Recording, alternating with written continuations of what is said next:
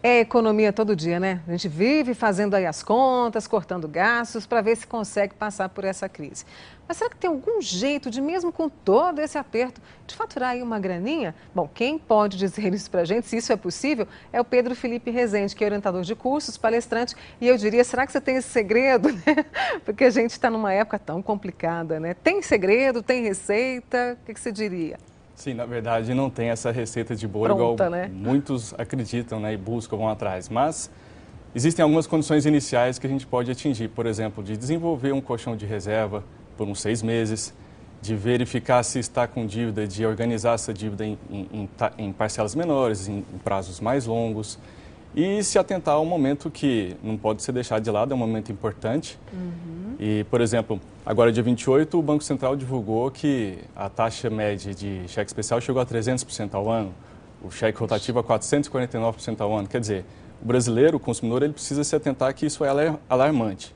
Em março mesmo desse ano, o SPC divulgou que 58,8 milhões de brasileiros estão com CPF negativado, ou seja, É muita gente, é um terço, né, da população brasileira. Então, é um momento realmente de pisar no freio e organizar a casa. Porque se a gente falar de como fazer o seu dinheiro render mais, é preciso que a caixa esteja em ordem primeiro, né? Então, essas condições iniciais a gente atinge dentro da área de finanças, dizendo que nós temos 3 Gs. A maioria das pessoas ganham, gastam, para depois, se sobrar alguma coisa, guardar. Sendo que, na realidade, isso deve acontecer ganhar, guardar, para depois gastar.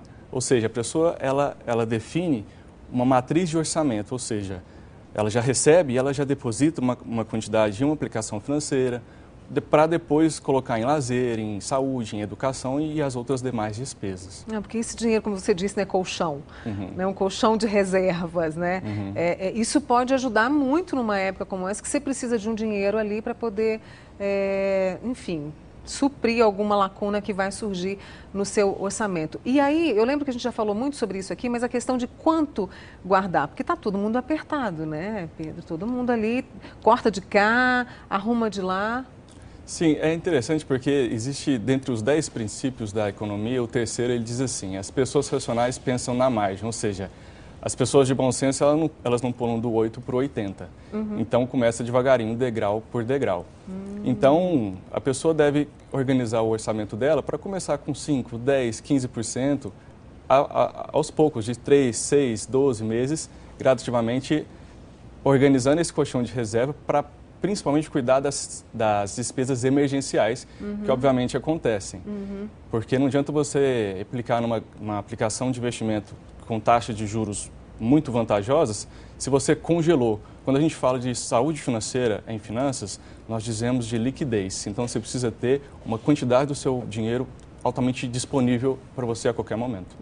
E só para a gente encerrar, e nesse momento também dá uma organizada aí, quem sabe, uma outra forma de ganhar o dinheiro, sei lá, fazer bolo, enfim, alguma alternativa para fazer o dinheiro render mais também. Sim, quando nós dizemos de independência financeira, a gente fala assim de trabalhar, de fazer o seu dinheiro trabalhar para você. Einstein mesmo dizia que os juros compostos são a força mais poderosa que existe. Em outro momento, em outro contexto, ele disse que os juros compostos são a 8ª maravilha do mundo.